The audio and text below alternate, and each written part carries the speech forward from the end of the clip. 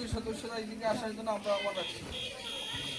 ই worker ইউনিয়নের 10ম ধর্মনগর মহকুমা সম্মেলন আমাদের বজেন্দ্রনগর সাতসঙ্গম কমিউনিটি হলে অনুষ্ঠিত হতে যাচ্ছে। এই সম্মেলনের শুরুতে আমাদের সংগঠনের পতাকা উত্তোলন করবেন ত্রিপুরা চা শ্রমিক ইউনিয়নের ধর্মনগর মহকুমা কমিটির সভানেত্রী কমরেড উমা ঘোষ।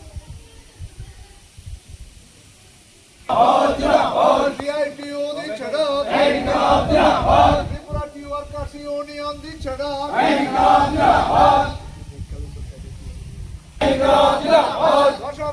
ধর্মনগর মহকুমা সম্মেলন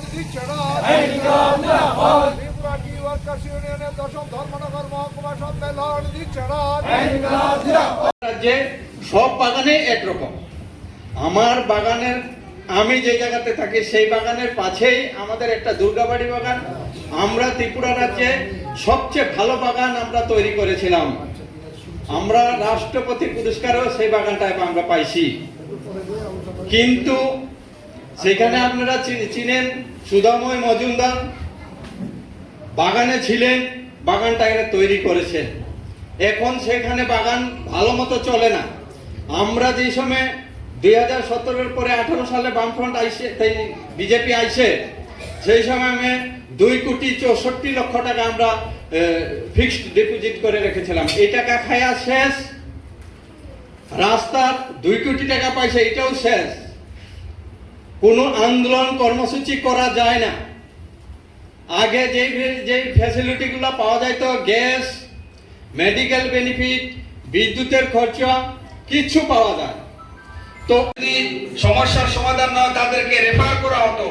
এখন বিজেপি আসার পর আমাদের একজন শ্রমিক বলেছেন যে আপনার পেটে ব্যথা প্যারাসিটামল ট্যাবলেট, আপনার মাথায় ব্যথা প্যারাসিটামল ট্যাবলেট, আপনার জ্বর প্যারাসিটামল ট্যাবলেট, আপনার ডায়রিয়া হয়েছে প্যারাসিটামল ট্যাবলেট। একটাই ট্যাবলেট 10টা ঔষধের জন্য দিয়ে দিচ্ছে, আর কোনো ঔষধ দেয় না। এটা তো বামপন্থার সময় ছিল না। তার জন্য তো আমাদের লড়াই করতে হবে। এই যে বাগানে, এই যে ইদানিং করে লিস্ট আউট হয়েছে, কজন বাগান শ্রমিকের নাম আছে? আমাদের তো সবচেয়ে বেশি গরিব হচ্ছে বাগানের যারা শ্রমিক, তাদের নাম নেই। যারা বাড়ির মালিক তাদের নাম আছে যুক্ত। এবং বাগান থেকে বামপন্থের সময় ওই বোরগুলা মেরামতি করে দেওয়া হতো, জলের জন্য কুয়া দেওয়া হতো যাতে বিশুদ্ধ জল খেতে পারে বাগান শ্রমিকরা। এই বিজেপি আসার পর এগুলা দিচ্ছে না।